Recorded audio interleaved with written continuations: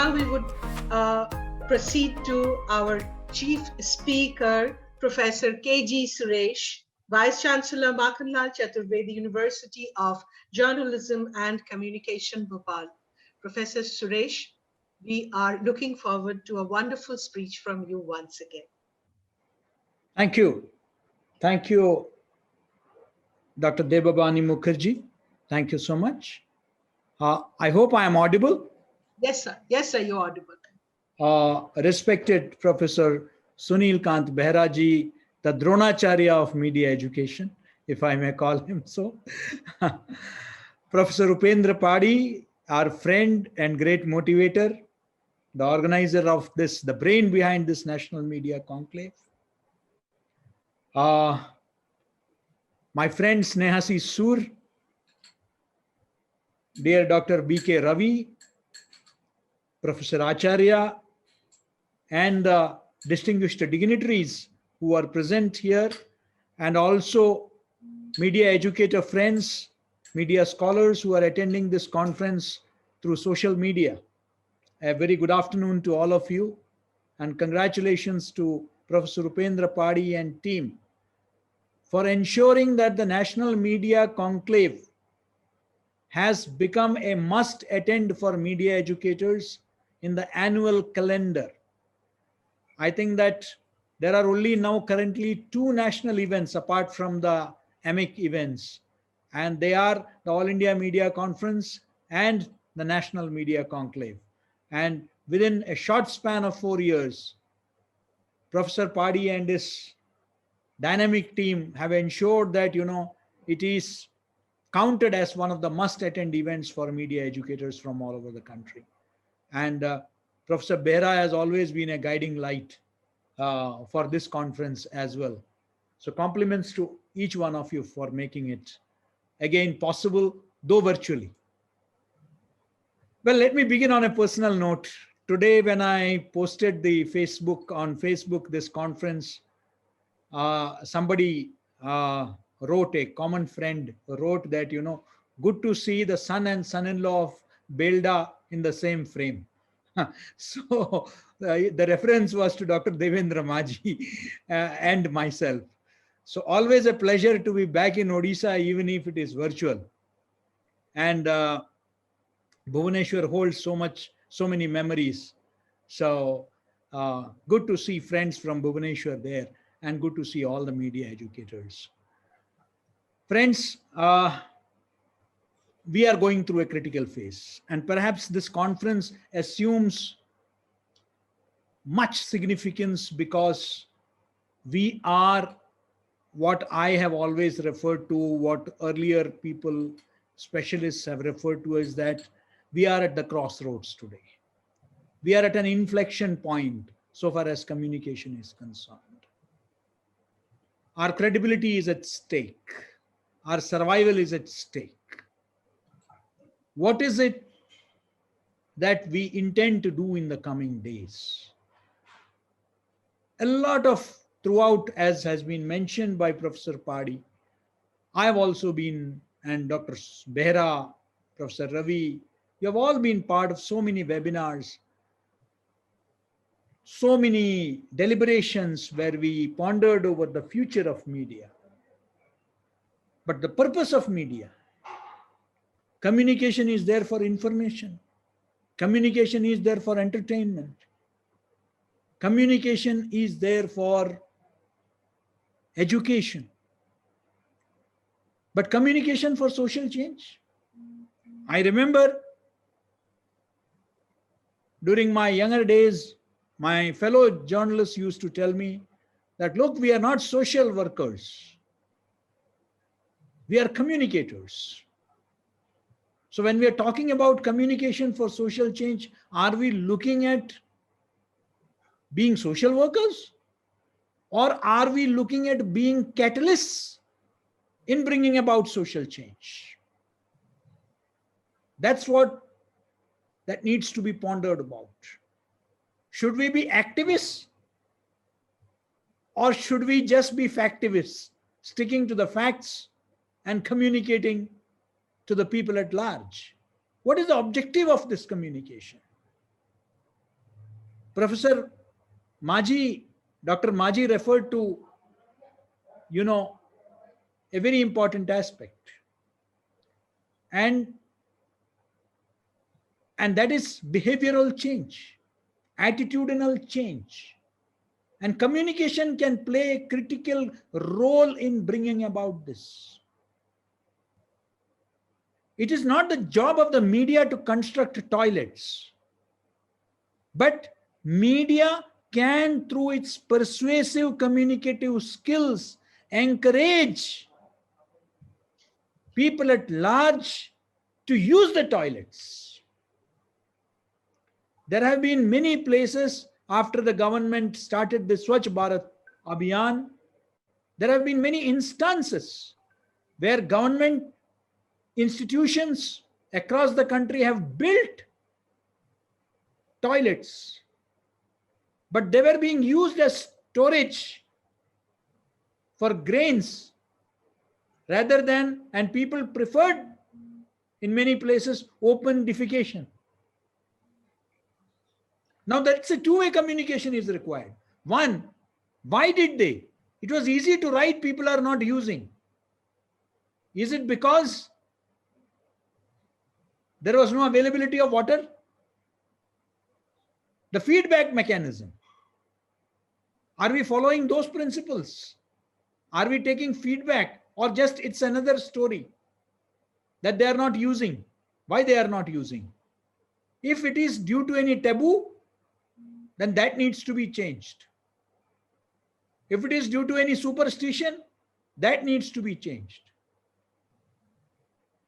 People during this entire COVID, if you remember, there was one phase where it was felt that plasma therapy can immensely help. And you had chief ministers who had to make appeals. Celebrities had to make appeals that please donate plasma. Those who have already been through COVID and have recovered, they need to donate. Eye donation, organ donation. There are many people who believe that if we donate one part of our body after death, we will be born blind, we will be born handicapped, disabled in the next birth.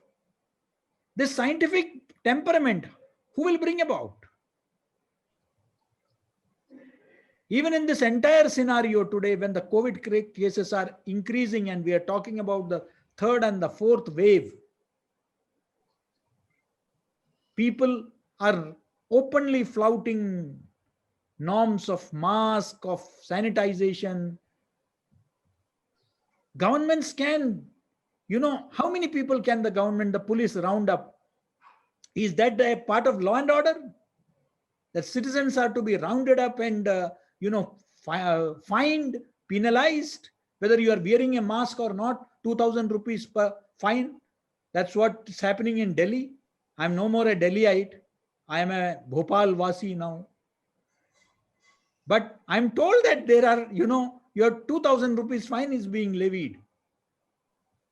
But who has to bring about this change? It has to come through communication. This entire attitudinal change has to come about.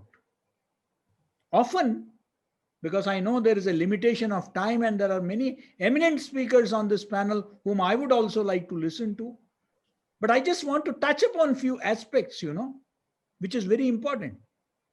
Because often when we talk about futuristic communication and the role of communication in future, we tend to somehow confuse with changes in technology. Now, at the end of the day, technology is only a medium. It's only a platform. The content remains the same. The commitment remains the same. The commitment that motivated Baba Sahab to start MOOC Nayak. Dr. Maji, the same commitment is required even today to bring about changes. The commitment that persuaded Mahatma Gandhi. whether it is Young India, Harijan,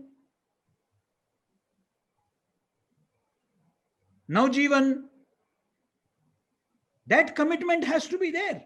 And that is why the most important challenge before communication is the credibility of the communicator. Today, that is at stake. At one call given by Mahatma Gandhi, at a time when there was no television, no social media, his one clarion call would ensure that the entire nation would come to a grinding halt. No technological advancement was there.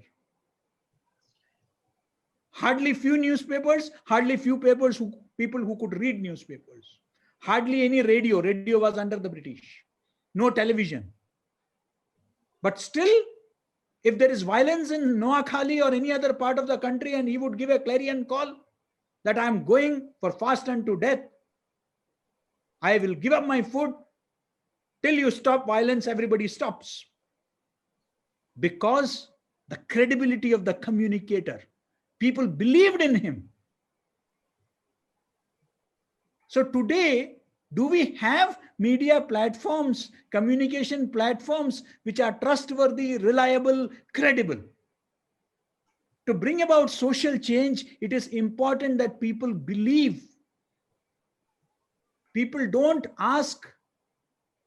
People want to know what has been communicated, not question the motive as to why it has been communicated.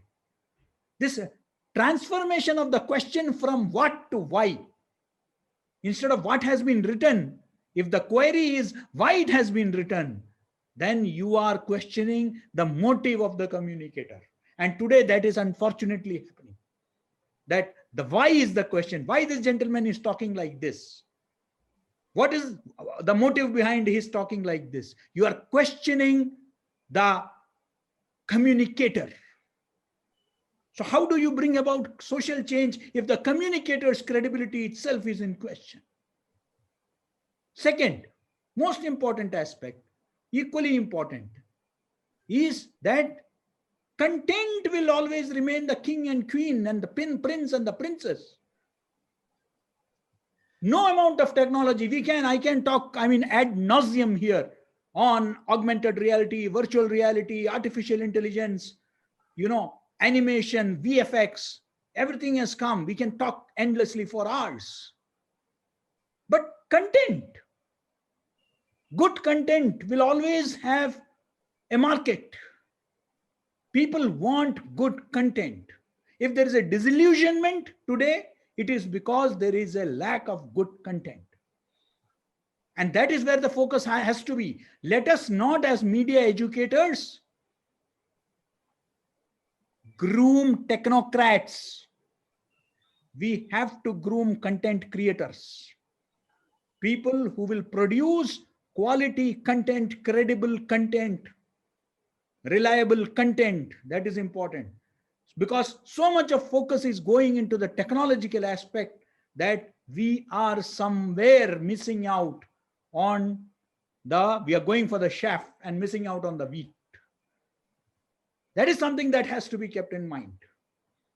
The inclusivity, that is the equally important. For communication, for social change, you have to ensure that communication is inclusive.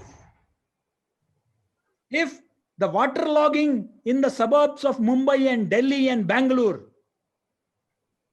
rather than the ravages of the floods in Bihar or in Assam, if the waterlogging in the posh, suburban, upmarket, Gurugram localities of Mumbai, of Bangalore, they are far more important to you, then you are looking at a target audience syndrome. That my target audience. With my target audience syndrome, you cannot bring about social change. I'm sorry. For social change to be brought about, you got to have inclusive content. That is very important.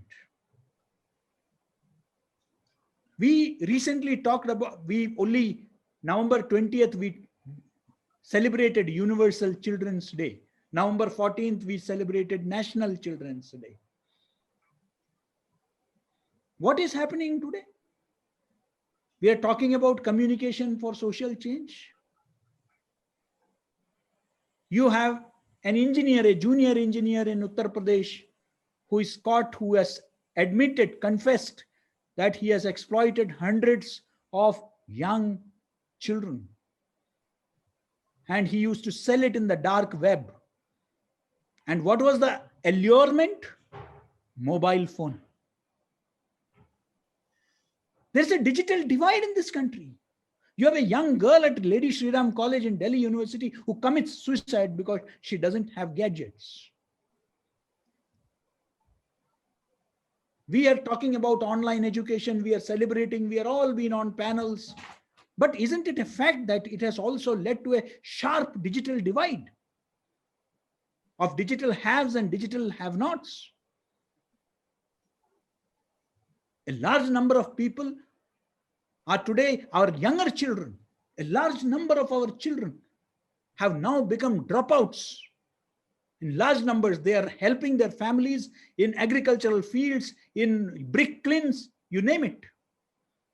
Because they have no access to education today. They don't have those expensive gadgets. They don't have those bandwidth. They don't have internet facilities. Who is talking about them? How do you expect communication to bring about social change if we are not talking about them? That is something that we need to talk about. So who will talk about it? Are we expecting this from the corporate media? Then I am sorry. We are mistaken. I think that we need to talk about alternative media. Only alternative media can bring about community media, which will start talking about community-based solutions. And I'm really happy that today in our country, efforts, albeit at a very, very slow pace, at a small scale, they are happening. You have something like in Bundelkhand Khabar Lahariya. You have something like video volunteers. You have something like the Bultu radio in Chhattisgarh. So these people supported, people driven. We call it in, our language, the crowdfunding or the crowd funded. But these need to be supported. Community radio will have to take a pivotal role in this entire process. I had the good fortune of establishing the National Community Radio Empowerment and Resource Center while I was the Director General of IIMC. It is important that as against the target in 2002, believe me, 2002, when Sushma Swaraj, late Sushma Swaraj was the Information and Broadcasting Minister, the target was 4,000 community radio stations. And today in 2020, we are hardly having, about 200 to 300 working, functional community radio stations. And those who are doing the few ones, whether it is in Telangana, whether it is in Andhra Pradesh, whether it is in, in Haryana, like Alfaz Mewat, they are doing exceptional work. Even during pandemic, even during COVID, they were able to reach out to the children who are not getting access to school. So community radio has to play community media will have to come in a big way. They will have to talk about local communities. We will have to go for localize. Prime Minister has given the slogan, vocal for local. And I think it should apply to media as well. We should be vocal for local media. And that, because people are looking for customized content. People want area-specific information. And digital has that possibility, has the potential. But can we make it affordable? Can we make it accessible? That is important. Can we make it inclusive? This is the big challenge. And last but not the least, is for communication for social change to happen, you have to talk to people in their language, in the language that people understand. And that's not happening. In Chhattisgarh, even the government communication mechanism is largely in Hindi, whereas it should be in the tribal languages of the state. Can we reach out to the people in their dialects and languages? Can we ensure that these dialects don't die, that these languages survive and thrive? Can we ensure that? Only then and then communication will be effective for social change. Communication would be impactful for local change. Can we promote it in a big way in language people understand? In which it is comprehensible to the larger masses? That is something we need to understand. And what is the content that they want? This is the last point I'm making. I know Devavani is worried. No, sir, Being the moderator. No, sir, But I won't take more than 2 minutes. No, sir, it's okay. Please carry on. I'm sure Professor Acharya is going to talk about it. Because this is something I'm also passionate about. That's public health communication. I had the privilege of designing India's first public health communication course in collaboration with Thomson Reuters Foundation and Oxford University and UNICEF. And we trained journalists of Amar Ujala, Dainik Jagran, Dainik Bhaskar in public health communication. And after coming here in September, I've already signed up with UNICEF. We are taking public health communication to every university in Madhya Pradesh, and we are taking public health communication to every district in Madhya Pradesh. We are going to train even stringers in public health communication. That is the future. Why are we just talking that? Because people want to know. The WHO itself has openly said that in this era of pandemic, the one biggest concern is the infodemic, the overdose of information, wherein I am unable to distinguish between misinformation, disinformation, reliable information, fake content. So how do I bring about? And that is possible only if, we train people, because about health, there are so many. I was surprised. I've been part of health communications for a long time. I've been part of the WHO polio communication review. The basic inputs, people covering, media persons covering health issues are not even aware of, even of the basic issues. So we need to train them. And that will bring about positive, social change. Awareness is the key. Can we create awareness? And that would bring about social change. We have to again go back to development journalism. We will have to go back to ground zero. We will have to go back to the villages. I announced recently that in my Riva campus in Madhya Pradesh, we are going to have rural reporting course. We have now so many new media technology, digital, this, but we are forgetting somewhere in that entire rat race for technology, we are somewhere forgetting the basics of journalism. And the entire focus of critical appraisal skills program in public health communication is evidence-based reporting, evidence-based reportage. That is important. Friends, I can go on and on because the subject is so passionate, so close to my heart. I'm so passionate about it. But in the presence of such stalwarts like Sunil Kant Behra ji and my friends Maji Saab, Upendra Padi ji, I see Manoj Dayal ji here, I see Kanchan Malik here, and of course, Professor Acharya and others. I believe that I would also like to listen to them. It's been a real pleasure being back at the National Media Conclave, being in the midst of such eminent, media educators. Always a pleasure learning from them. Compliments to Professor Upendra Padi and his team, dynamic team, uh, and also the Dr. Ambedkar Foundation and my erstwhile uh, workplace, APJ Institute of Mass Communication, APJ University, which has also been part of this entire effort. Last year, we were all there. I'm sure that next year, November 21st and 22nd, or 22nd and 23rd, we will be there in Bhubaneswar, God willing. Look forward. Thank you so much. Thank you. Thank you.